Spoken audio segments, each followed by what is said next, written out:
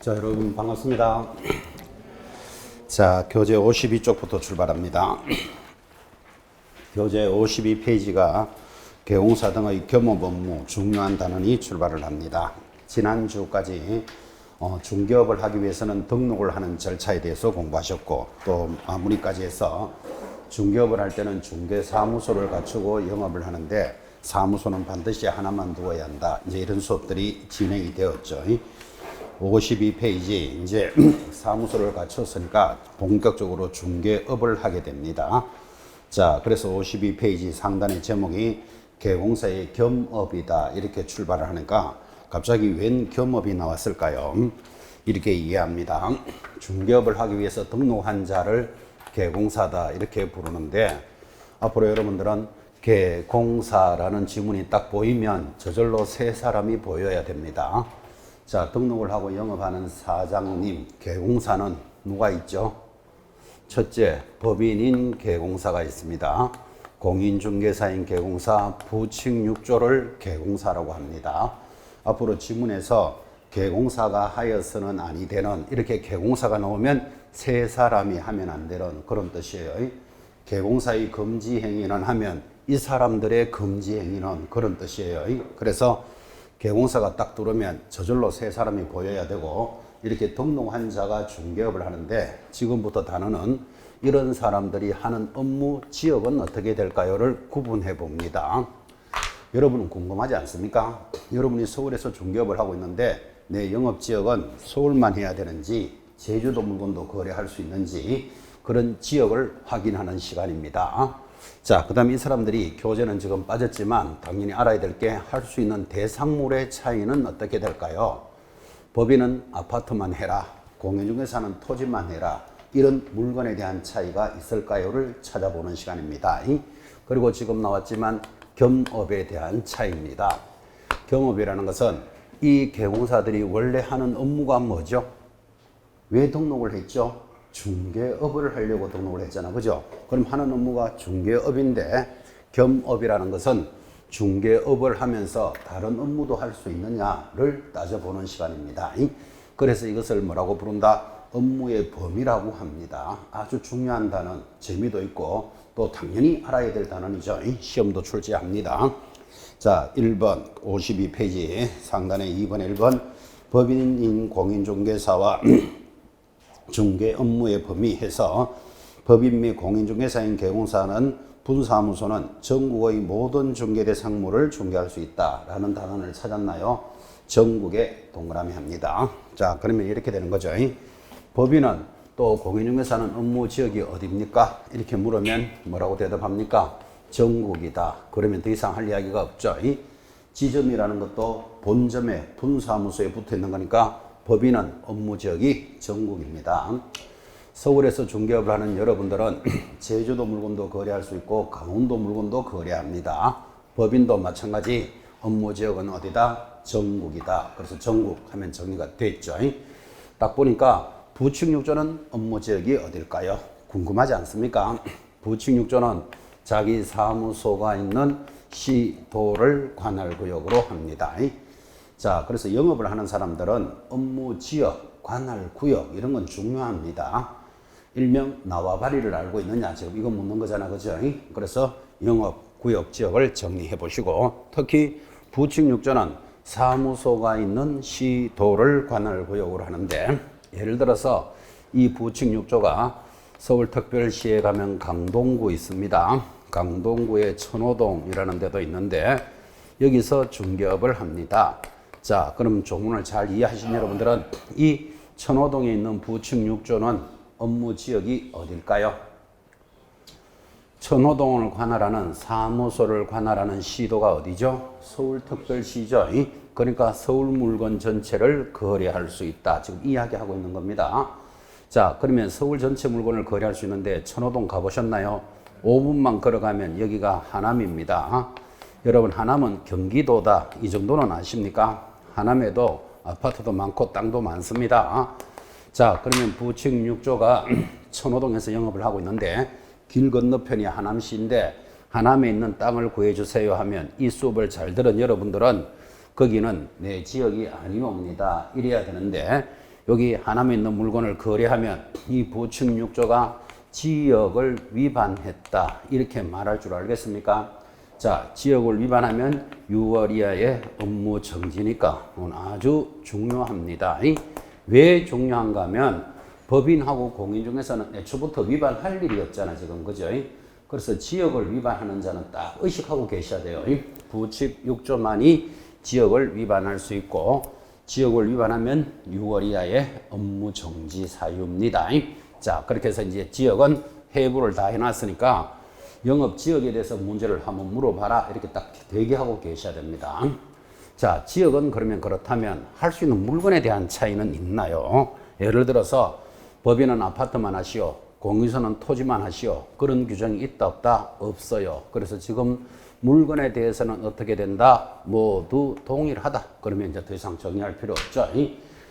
자, 개공사별로 물건에 대한 토, 건, 입, 광, 공이라는 물건은 구분하지 않습니다. 이렇게 딱 정의를 끝냈는데도 불구하고 시험 지문에 개공사별로 취급할 수 있는 중개 대상물은 대통령령으로 달리 정할 수 있다. 이런 문제가 싹 흘러가면 X죠. 누가 달리 정한다 그랬습니까?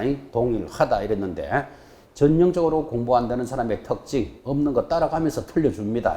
그래 틀려주고 내년에 다시 만나고 그런 코스로 가니까 딱 입력해 놓으시라는 뜻이에요. 물건에 대해서 구분은 있다 없다? 없다. 동일하다. 이렇게 딱 정리했습니다. 자, 지금부터 이제 하는 업무에 대해서 구분을 하는데 이게 중요합니다. 그래서 교재 52페이지 상단에 내려오면 중간에 2번 개공사의 업무의 범위 해놓고 제일 밑에 1번 법인인 개공사의 업무 범위 찾았습니까? 법인 밑줄 하나 껐습니다. 오른쪽 페이지 53페이지 하단에 공인중개사와 부칙상의 개공사의 겸업 범위, 거기도 제목에 줄을 꺼 보시면 업무를 구분할 때는 이렇게 두 가지로 구분한다는 걸 알 수 있습니다. 예를 들어서 업무를 따질 때는 법인이 하는 업무와 이 두 사람을 다른 말로는 개인이라고 합니다. 그러면 개공사를 구분할 때는 원래 세 가지로 구분하는데 법인과 개인으로 두 종류도 구분이 되는구나. 이것도 익히셔야 됩니다. 겸업을 따질 때는 법인이 하는 업무와 개인이 하는 업무로 구분을 합니다. 교재 지금 그래 되어 있죠. 중개 법인의 업무 줄 것이었고 오른쪽 하단 공인중개사와 부칙 6조의 업무 이렇게 줄을 딱 껐으니까 업무는 두 가지로 구분을 하는데, 자, 오른쪽 페이지 개인은 읽거나 마나 그렇게 되어 있습니다. 중개 업무를 하면서 다른 업무를 하는 것을 겸업이라 부르는데 겸업에 제한이 없다 이렇게 되어 있습니다. 자, 여러분 겸업에 제한이 없다 이게 무슨 뜻이죠? 중개업을 하면서 어떤 업무라도 할 수 있다 그 말이에요. 그래서 제한이 없으니까 문제가 나옵니다. 공인중개사는 개인이잖아, 그죠? 중개 업무를 하면서 중고자동차 매매업을 할 수도 있다. 만약에 이렇게 시험이 나오면 OX, 제한이 없다 그랬잖아요, 그죠? 다시 부칙 6조도 개인이죠. 자, 부칙 6조가 중개 업무를 하면서 중고자동차 매매업뿐만 아니라 보험 대리점업을 할 수도 있다. OX, 뒤에 거 기다릴 필요 없어요. 무조건 겸업에 제한이 없다. 그 말을 익히셔야 됩니다. 이 개인은 겸업에 제한이 없기 때문에 얼마나 이야기를 하고 싶었으면 공인중개사인 개공사는 중개업무를 하면서 안마 시슈수업을 할 수도 있다. OX, O입니다. 그게 무슨 뜻입니까? 묻지 마시기 바랍니다. 발음도 잘 안 되는 거. 안마 시슈수업이 뭔지 몰라도 무조건 제한이 없다 이 말을 하고 있는 거예요, 그죠? 자, 그런데 법인은 여러분이 공부할 때 14조 업무만 해야 된다라고 법인의 기준에서 배웠으니까 14조 업무만 해야 되니까 당연히 겸업에 제한이 있다. 이렇게 해서 크게 두 가지를 딱 정리하셔야 되고, 법인은 할 수 있는 업무가 딱 정해져 있는데 이 법인이 할 수 있는 업무는 시험에서 빠진 적이 한 번도 없습니다. 어차피 개인은 물을 필요 없잖아. 뭐라도 다 할 수 있다 이러면 끝나기 때문에, 자, 지금부터 법인이 할 수 있는 업무는 시험에 빠진 적이 없습니다. 53페이지 상단에 법인이 할 수 있는 업무 찾아갑니다. 자, 1번 상단에 중개업을 할 수 있다. 이건 옆에다가 당근 적어야 되죠. 당연하지. 원래 기본 업무가 중개업이니까 당근 적어놓고 옆에다가 부동산업 하면 X입니다. 출제한 바 있습니다. 중개업을 한다 그랬지 부동산업을 한다면 틀려요. 부동산은 굉장히 범위가 크죠. 땅을 파내는 거, 집을 짓는 거, 집을 부수는 거 전부 부동산에 관련되는 건데 그런 업무를 하지 않습니다. 그 중에서 무슨 업무를 한다? 중개업을 할 수 있습니다. 1번 의미를 잘 새기셔야 돼요. 자, 두 번째 법인은 상업용 건축물 및 주택의 임대 관리를 할 수 있는데 이를 번역하면 상업용 건축물을 한마디로 뭐 상가 그러면 되겠죠. 상가와 주택에 대해서 임대 관리를 합니다. 그럼 옆에다가 적기를 공장이라는 말은 없잖아 지금 그죠? 공장 X, 농장 X 정확하게 물건을 잘 보라 이 말이에요. 주택과 상가만 관리할 수 있습니다. 3번 부동산을 이용하고 개발 및 거래에 관한 상담을 할 수 있는데 우리는 이것을 컨설팅업을 할 수 있다 이렇게 이야기합니다. 자, 부동산을 이용하고 개발하고 거래에 대한 상담 즉 컨설팅업을 할 수 있다. 4번 의뢰인의 의뢰에 따른 도배 이사업체의 소개 등 줄 걸까요? 주거 이전에 부수되는 용역의 알선까지 해야 되지 또 알선업을 하거나 그 겸업에 제한이 있기 때문에 아무거나 하고 있으면 안 된다니까요. 알선을 소개를 해주라 그랬잖아. 그죠? 알선업 하면 틀립니다. 옆에 업, X, 알선 제공업 이런 거 다 출제했던 것들입니다. 그냥 용역의 알선하고 딱 끊어져야 돼. 알선까지만 해야 된다. 5번째 상가와 주택을 분양 대행하는데 이게 시험에 제일 많이 나왔어요. 분양할 수 있는 게 뭐죠? 상가와 주택입니다. 옆에다가 토지 분양 X 시험에 가장 많이 나옵니다. 토지를 분양할 수 있는 힘은 주지 않습니다. 6번째 개공사를 대상으로 개공사의 동그라미 중개업의 경영 기법 및 경영 정보를 제공할 수 있는데 우리는 이것을 프랜차이즈업이다 이렇게 이야기하고 프랜차이즈업은 영어죠. 한국말로는 가맹점업을 할 수 있습니다. 여러분 이 사회를 구성하는 데는 이 프랜차이즈 가맹점업이 굉장히 지금 활성화되어 있죠.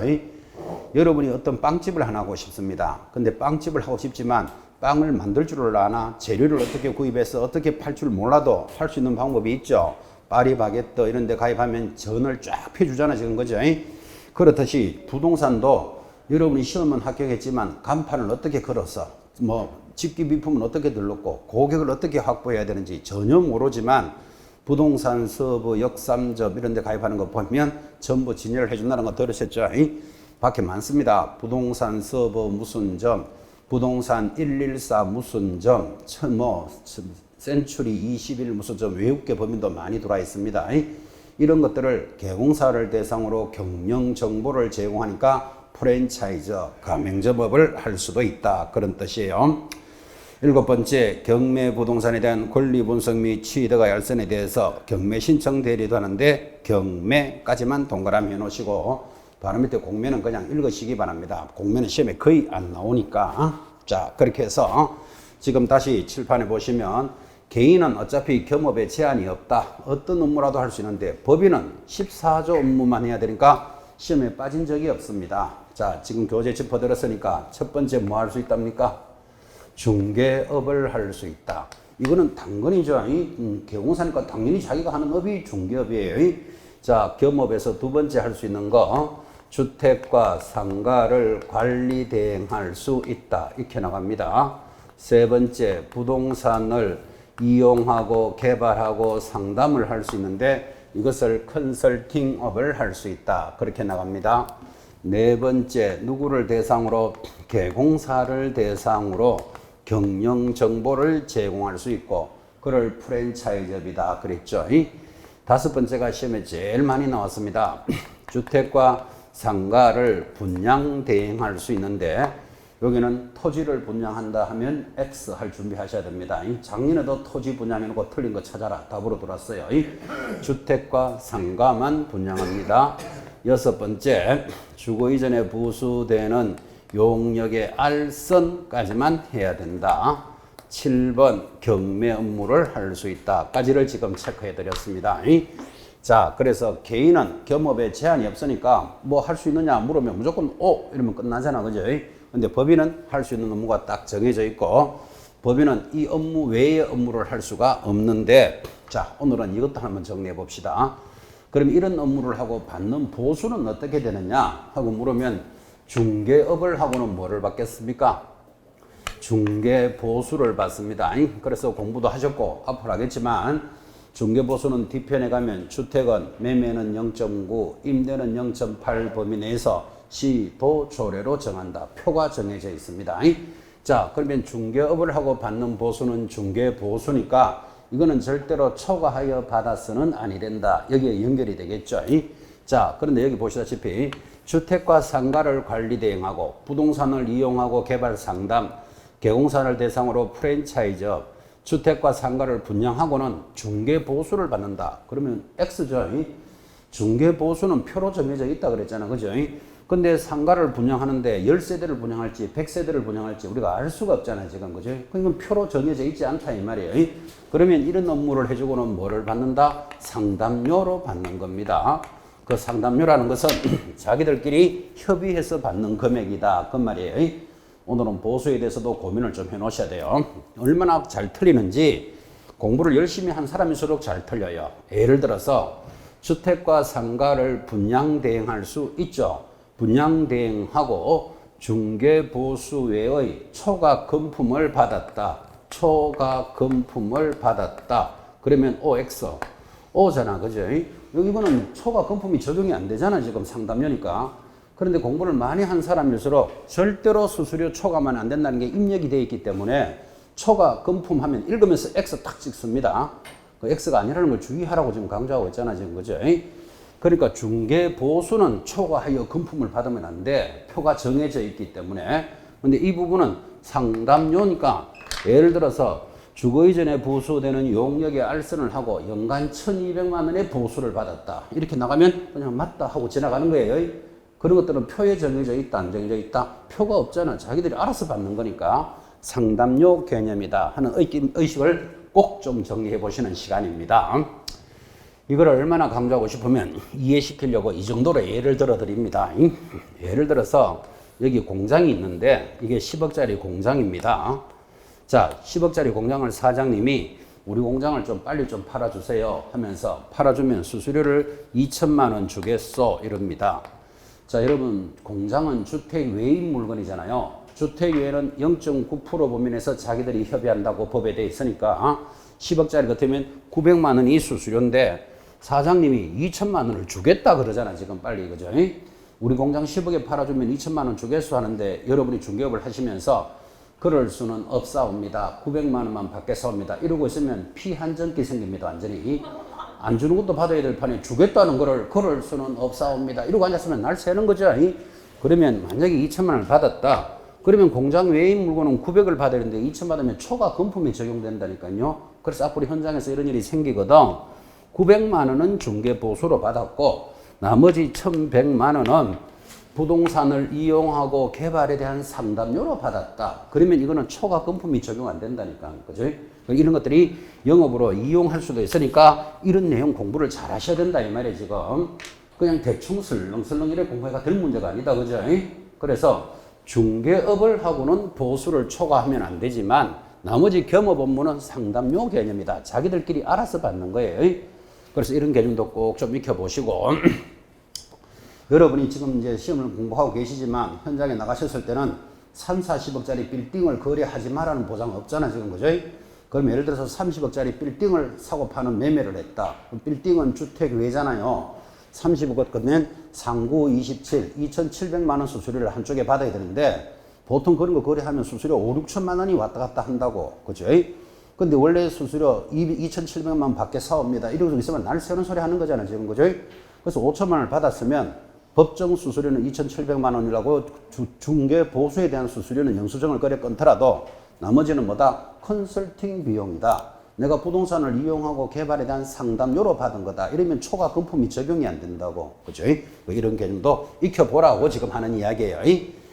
또 수업도 너무 잘해가지고 여러분들 밖에 나가서 이렇게 하다가 면회 좀 오시겠습니까? 그런 소리 좀 하지 마시고. 그죠?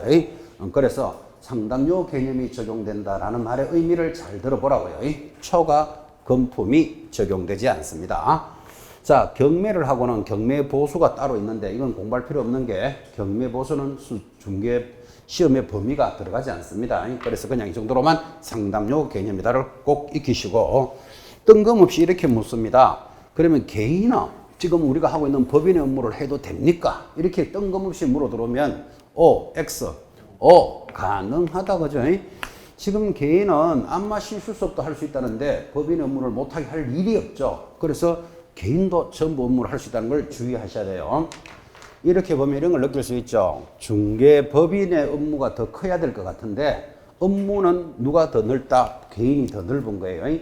안마 실수 수업을 하면서도 법인 업무를 다 할 수 있으니까. 그죠? 그래서 이걸 왜 이래 정했는가 하고 확인해 보니까 여러분 우리나라에 외국 중개법인이 많이 들어와 있습니다. 부동산 서버, 센츄리 21 뭐 이런 것들이 많이 들어와 있으니까 여러분 외국계 중개법인들은 많은 자금과 많은 기술력을 가지고 우리나라에서 막 진출해서 막 하면 우리나라 중개업은 못 살아납니다. 그래서 외국인은 법인은 우리나라도 요거밖에 못하니까 외국 법인도 요거밖에 못한다. 이렇게 우리나라 산업을 보호하기 위해서 법인의 업무가 작은 겁니다. 그래서 외국계 법인에서는 계속 그러겠죠. 우리 인테리어업도 좀 하자, 뭐도 좀 하자, 이사증 센터도 우리가 직접 운영도 하자 하지만 안 된다. 우리나라 법인도 요거밖에 못한다. 이렇게 해서 외국계 법인을 제한하고 있는 겁니다. 어차피 외국인들은 우리나라에 들어서 개인이 영업하지는 않습니다. 외국계 법인이 들어오기 때문에 우리나라 법인을 보호하기 위해서 의외로 개인이 범위가 더 크고 법인은 할 수 있는 업무가 딱 정해져 있습니다. 그래서 여기까지를 정리하는 시간 100% 출제됩니다. 자, 그래서 이제 당연히 암기표에다 들어가 있을 수가 없겠죠. 자, 암기표 펴놓으시고 암기표 30번 지금 암기를 몇 개씩 해가고 있으리라 믿어 의심치 않습니다. 30번에 보시면 중개법인의 업무 나타났고 법인 업무는 지난주 등록 기준부터 계속 했지만 등록 기준 미달은 상대적 취소 그리고 법인의 기준 1, 2, 3, 4, 5 보일 겁니다. 그때 3이 뭐죠? 14조 업무만 영위할 거. 그 14조 업무가 양이 많으니까 또 그 밑에 갖다 붙였죠. 그래서 밑에 14조 법인의 업무 지금 보이니까 지금 했던 이 단원입니다. 시간을 가지고 시험 때까지 익히셔야 됩니다. 어떤 분은 암기하셔야 됩니다. 이러니까 암기표 이거 배고 자면 저절로 물이 스며드는 줄 알고 배고 자는 사람도 있다던데 절대 그렇게 해서 암기 안 됩니다. 하루에 4개씩 이렇게 스스로 계획을 잡으시고 꼭 공부하시고 빈종이 안 보고 그대로 한번 적어봐야 돼. 그래야 내가 암기가 돼 있는지 안 됐는지를 압니다. 암기표 공부하세요 하니까 어떤 분은 안광이 지배를 철합니다. 그게 무슨 말인가 하면 눈빛이 종이를 뚫을 정도로 쳐다봅니다. 그러면서 머리로는 카톡 왔는지 가스 잠궜는지 오만 생각 다 하면서 쳐다보고 있으면 절대로 암기 안 된다 그랬죠. 하루에 4개씩 이렇게 계획을 잡아서 공부하시고 빈종이 안 보고 적어보셔야 돼. 그렇게 해야 이게 암기가 됐는지 안 됐는지를 스스로 느낍니다. 그리고 내내 이야기했지만 이렇게 암기가 된 상태에서 지금 수업을 2번만 하고 마는 것도 아니고 5, 6, 7, 8, 9, 16개월 남았습니다. 앞으로 수업을 들어보면 눈이 달라진다고. 이게 암기가 돼 있는 상태에서 수업 들어보는 것하고 들으면서 따라가는 것하고 그죠? 그래서 암기표 꼭 활용 잘 하시라고 다시 한번 강조하는 시간입니다. 자, 이제 한 장 넘기시면 54페이지 고용인 관계로 접어듭니다. 이 스토리가 좀 보였으면 좋겠습니다. 중개업을 하려면 등록을 해야 되는데 등록한 자를 개공사라고 합니다. 그때 개공사는 세 종류가 있고 이런 사장님들이 하는 업무 지역은 또 할 수 있는 물건의 차이는 하는 업무는 어떤 차이가 있습니까를 정리했다면 저런 사장님들이 누구와 일을 할까요? 고용인하고 일을 하게 됩니다. 그때 고용인은 누군가 하면 직원이다 이렇게 체크하시고 대표적으로 고용인에는 자격증이 있는 자를 뭐라 부르고 서공사, 자격증이 없으면 중개보조원이 고용인인데 자, 저런 개공사들은 고용인하고 업무를 하게 되니까 직원들하고의 법률적인 관계가 지금부터 출발을 하는데 딱 한 문제거리 됩니다. 반드시 익히셔야 됩니다. 자, 고용신고부터 출발하는데 자, 이런 직원을 고용하면요. 제일 위에 첫째 줄입니다. 1번에 1번 소공사 또는 중개보조원을 고용하면 언제까지 업무 개시 전 동그라미 등록관청에 신고해야 된다. 그러니까 직원들을 고용하면 반드시 신고해야 됩니다. 언제까지? 업무 개시 전. 그 다음 한 번 신고한 자 언젠가는 해고하겠죠. 평생 같이 사는 건 아니잖아. 그죠?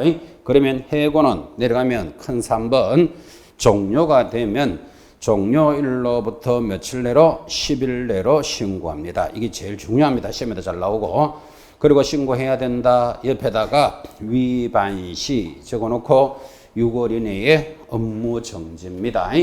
자, 고용인을 고용하면 업무 개시 전까지 해고하면 종료된 날로부터 10일 내로 신고를 하는데 이거 위반하면 뭐라고요? 6월 이내에 업무 정지예요.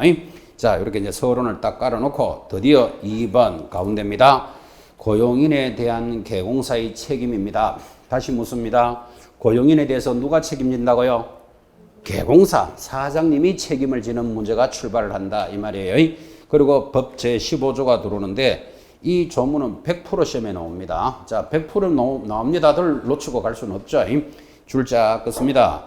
소공사 또는 박스 보고 있습니다. 중개보조원의 업무상 행위는 업무상의 동그라미 그를 고용한 개공사의 행위로 본다. 본다의 동그라미 놓고 100% 시험에 나온다 그랬잖아요. 지금 그죠? 자, 이때 본다 밑에다가는 이꼴 간주라고 적으셔야 돼요. 그래서 민법에서 본다는 간주한다와 같은 말이에요. 하나 더 적기를 옆에 추정하면 X까지 표시하셔야 됩니다. 추정하면 틀린다.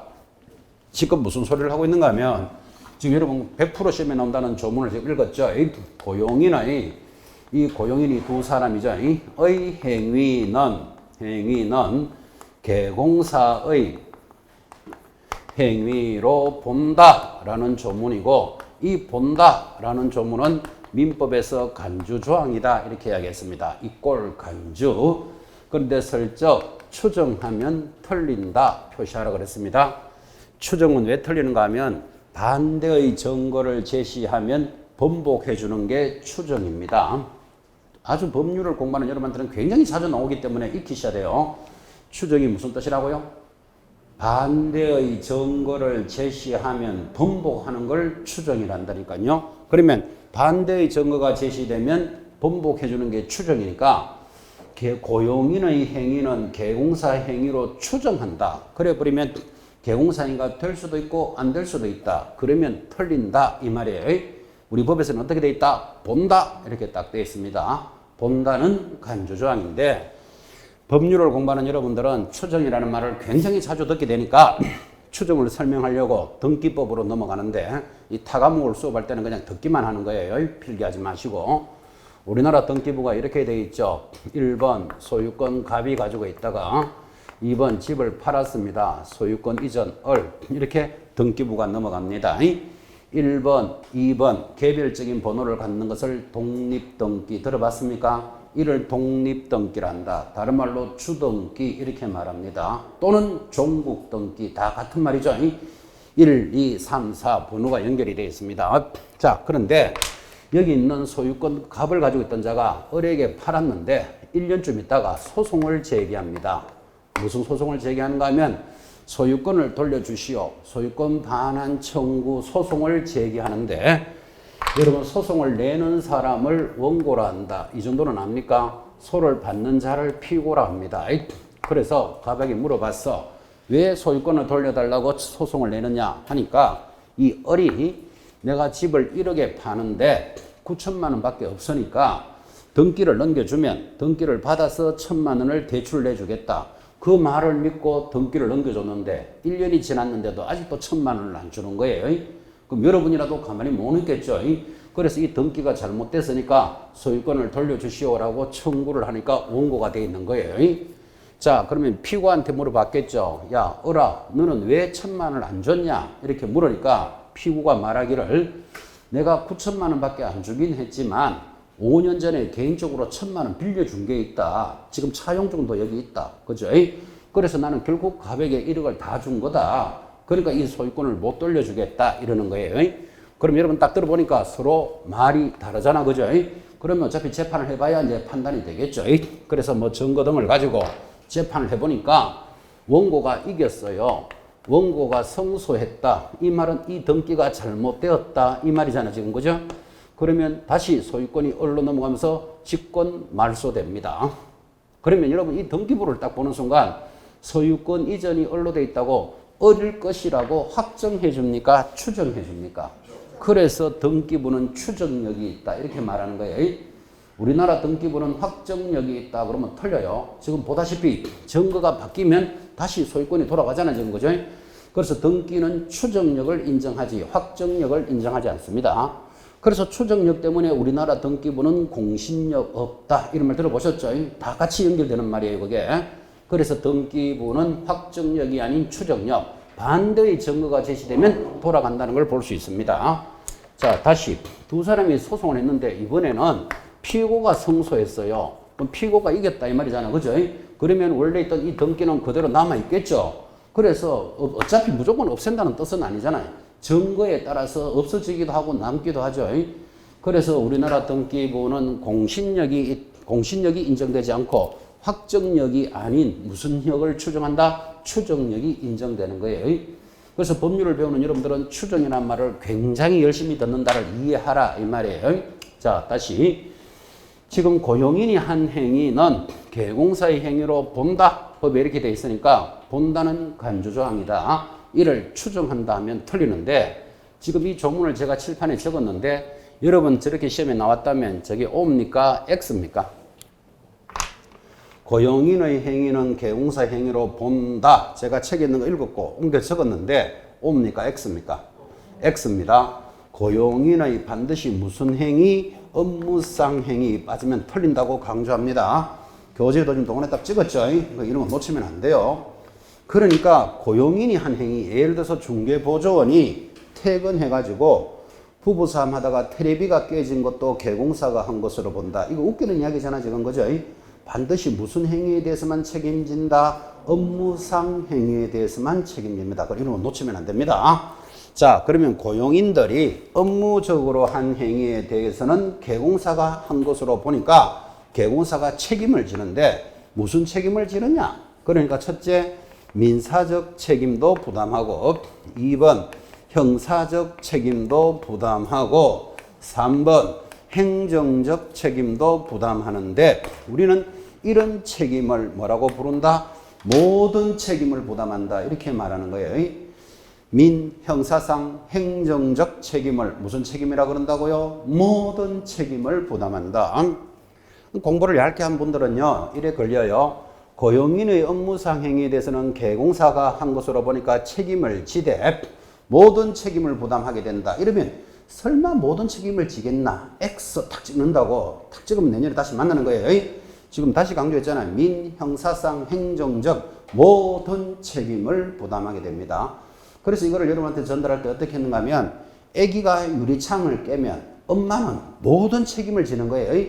민사적 책임, 유리창 깼는 것도 물어주지만 유리창 값도 물어주지만 유리창 깼다고 뭐 교도소에 가겠나마는 교도소 가는 형사적 책임도 엄마가 져주는 거예요. 무슨 놈의 엄마가 유리창 값은 내가 물어줄게. 교도소는 애기 네가 갔다 와. 이것도 웃기는 엄마 된다 그랬잖아요 지금 그죠? 그래서 엄마는 애기의 행위에 대해서 모든 책임을 부담하는 거예요. 자, 그때 민사적 책임이 뭐냐? 이렇게 물으면 하단 54페이지. 자, 민사적 책임 1. 고용인이 업무상 고의 또는 과실로 거래 당사자에게 밑줄 긋습니다. 재산상 손해를 입히면 줄 거 놓고 민법상 불법 행위자로서 손해배상 책임을 진다. 그때 동그라미 2번 개공사는 자기가 고의 또는 과실이 없는 경우에도 즉 엄마는 자기가 잘못을 하지 않았더라도 손해배상 책임을 지고 이런 관계를 바로 밑에 뭐라고 한다? 부진정 연대 채무 동그라미 딱 찍어 놓으시고 이런 관계에 있다. 부진정 연대 채무가 민사 책임이에요. 말이 좀 어렵죠? 이거를 다시 그림으로 그리면 이렇게 되는 거예요. 앞으로 시험 때마다 계속 보겠지만 지금 이 조문이 고용인의 업무상 행위는 개공사가 한 것으로 본다. 지금 계속 이래 나가잖아요. 그때 고용인이 중개업을 하다가 여러분 손님에게 손해를 입혔어요. 예를 들어서 초과 금품을 받았다고 칩시다. 자, 여러분 우리 중개사법에서 거의 빠지지 않는 단원이 수수료 초과해서 받으면 어떻게 되죠? 만약에 법정 수수료가 300인데 500을 받았어. 고용인이 그죠? 그러면 손해를 입은 고객이 생겼겠죠? 그럼 이 손해를 입은 자는 잘못을 한 고용인에게는 당연히 청구할 수 있고 이 행위가 개공사가 한 것으로 보니까 개공사에게도 청구할 수 있다. 이런 관계를 뭐라고 부른다? 부진정 연대 채무 연대해서 책임진다 이 말이에요. 자, 그러면 여러분이 만약에 손해를 입었다면 여러분들은 중개보조원이 잘못을 해서 손해 입었다. 그럼 여러분은 중개보조원한테 청구할래요? 개공사한테 청구할래요? 대체적으로 개공사한테 청구하기가 쉽죠. 왜? 업무보정 등이 이 사람 이름으로 돼 있으니까 청구를 하면 자기가 물어줘야 된다 그랬잖아. 그죠? 고용인이 한 것은 개공사가 한 것으로 본다고 법에 되어 있으니까 물어주면 개공사는 고용인에게 야, 잘못은 네가 하고 물어주기는 내가 물어줬으니까 구상권을 행사하게 됩니다. 이런 관계를 무슨 책임? 민사적 책임이다. 이렇게 말하고 고상한 말로 부진정 연대 채무라고 합니다. 자, 이렇게 해서 민사적 책임도 질 뿐만 아니라 형사적 책임도 지는데 여러분들 교재 거기 오른쪽 보시면 행정상 책임 밑에 법 제50조 양벌 규정 55페이지 제일 하단에서 한번 양벌 규정 옆에다가는 형사 책임 적어 놓으셔야 돼요. 그 양벌 규정을 뭐라고 부른다? 형사적 책임이란다. 그럼 형사적 책임이 무슨 뜻이냐? 동그라미 1번. 고용인이 48조 또는 49조, 48조, 49조가 징역이나 벌금이에요. 에 해당하는 위반 행위를 하여 징역이나 벌금을 받게 되는 경우 그를 고용한 개공사가 해당 업무에 관하여 줄 것입니다. 상당한 주의와 감독을 게을리한 것을 이유로 해당 조에 규정된 동그라미 합시다. 벌금형을 과하게 된다. 이 벌금형을 과하는 것을 형사처벌이라 합니다. 여러분 벌금을 시시하게 보는 사람이지만 벌금도 형사처벌이고 전과에 걸립니다. 전과에. 자, 그래서 지금 뭐라고 읽었는가 하면 우리가 계속 공부하고 있잖아요. 지금 고용인이 한 행위는 개공사 행위로 보니까 고용인이 한 업무상 행위는 누가 한 것으로 본다? 개공사가 한 것으로 보는데 아까 이 고용인이 초과하여 금품을 받아서 의뢰인이 손해를 입었다 그랬잖아. 그죠? 그러면 초과 금품은 손해도 발생하지만 우리 중개사법에서 초과하여 수수료 받으면 1년 징역 1,000만 원 벌금에 해당되는 행위입니다. 즉 징역과 벌금에 해당되면 이 행위를 누가 한 것으로 본다? 개공사가 한 것으로 보니까 개공사에게는 뭐가 지금 부과된다고 줄 것입니까? 벌금형이 부과된다. 그래서 개공사는 고용인 때문에 자기가 잘못이 없어도 벌금형을 받게 되니까 이런 것을 양벌 규정이란다고요. 양벌 규정을 뭐라 부른다? 형사적 책임인데 재밌는 것. 그때 이 벌금형을 받더라도 바로 밑에 판례는 결격 사유가 아니다. 이것도 굉장히 중요한 판례죠. 여러분 우리가 지난주에 공부하셨지만 결격 사유 2벌33 들어본 적 있습니까? 이 법을 위반하여 벌금 300만 원 이상 받으면 결격 사유로 접어드는데 결격 사유는 중개사무소 등록이 취소되는 사유예요. 그런데 개공사는 고용인 때문에 벌금을 받는 것만 해도 억울한데 이것 때문에 결격 사유로 접어들이면 문도 닫아야 된다니까요. 그래서 판례가 뭐라고 말했다? 결격 사유는 아니다. 그죠? 자기가 잘못해서 벌금 받으면 그건 당연히 결격 사유고 고용인의 행위로 인해서는 결격 사유는 아니다. 이런 내용들은 아주 중요한 것들이에요. 자, 그래서 그 내용이 밑에 연결되어 있죠. 동그라미 2번 면책 규정부터 별표 탁 찍어놓고 개공사가 그 위반 행위를 방지하기 위하여 해당 업무에 관하여 상당한 주의와 감독을 게을리하지 아니하였다면 밑줄 걸까요? 벌금형을 받지 않는다. 그 부과하지 않으니까 이것을 뭐라고 부른다? 면책 조항이 도입됐고 방금 했던 판례 밑에 3번에 갖다 붙었습니다. 역시 별표 개공사가 양벌 규정에 따라 300만 원 이상의 벌금형을 받은 경우라도 결격 사유에는 해당하지 않는다라는 게 판례입니다. 자, 제일 중요한 게 민사적 책임. 고용인이 재산상 손해를 입히면 개공사가 책임지는 것을 민사적 책임이라고 이 민사적 책임을 고상한 말로 뭐라 그랬죠? 부진정, 연대, 채무 둘 다 책임지는 관계예요. 민사적 책임을 질 뿐만 아니라 형사적 책임도 져야 돼. 그 행위로 인해서 사장님인 개공사는 뭐가 부과된다? 벌금형이 부과된다. 근데 벌금형을 받더라도 판례는 결격 사유는 아니다 라는 중요한 판례도 있다까지 공부하신 거예요. 세 번째, 좀 가볍지만 행정적 책임도 있습니다. 교재 읽어봅니다. 제일 위에 있죠.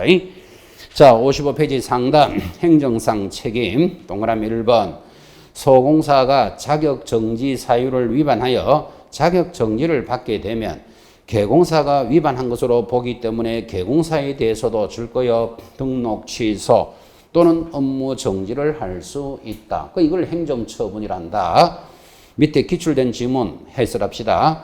소공사가 의뢰인과 직접 거래를 하여 누가 직접 거래했다고요? 소공사, 직원이 위반을 했다 이 말이잖아. 그죠?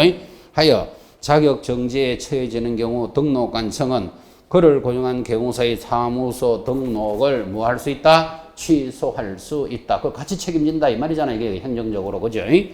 바로 밑에 동그라미 2번. 그때 중개보조원이 행정처분이 뭐지요? 갈로 열고 등록 취소나 업무 정지를 위반하게 되면 중개보조원은 행정처분을 받지 않으므로 중개보조원은 왜 행정처분을 안 받죠?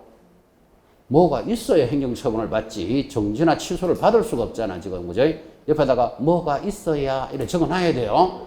그래서 여러분들이 뭐가 잘 당하는가 하면 중개보조원이 뭐를 위반했는데 행정처분을 하지 않는다 이러면 뭐 위반했는데 하지 않는다 그럼 X 탁 뜨면 안 된다니까요. 했잖아요. 지금 뭐가 있어야 정지나 취소를 하지. 무슨 말인지 이해됐습니까? 그거 적어놔야 돼요. 뭐가 있어야 이렇게 적어놔야 무슨 느낌을 가진다니까 지금. 그죠? 그래서 중개보조원은 행정처분을 받지 않으므로 그것을 누가 받게 한다? 개공사가 행정처분을 받게 한다. 그래서 이거를 뭐라고 부른다? 행정적 책임이라 한다. 지금 이렇게 얘기한 거예요. 그럼 지금 했던 말들의 세 가지가 전부 다 이거죠. 고용인이 누군지 아시죠? 두 사람이 업무적으로 한 행위는 누가 책임져야 된다? 개공사가 책임진다. 그 이야기를 지금 이렇게 길게 한 거예요. 그때 개공사 사장님이 지는 책임은 민사적 책임도 지고 형사적 책임도 지고 행정적 책임도 지니까 이거를 묶어서 모든 책임을 부담한다. 여기까지 이야기한 거예요. 그죠? 고용인 문제 한 문제거리 딱 됩니다. 반드시 익히셔야 됩니다. 넘어가면 인장 등록이라요. 제목 하나에 한 문제씩이 준비되어 있습니다. 조금 빠르긴 하지만 10분 쉬었다가 진행합시다.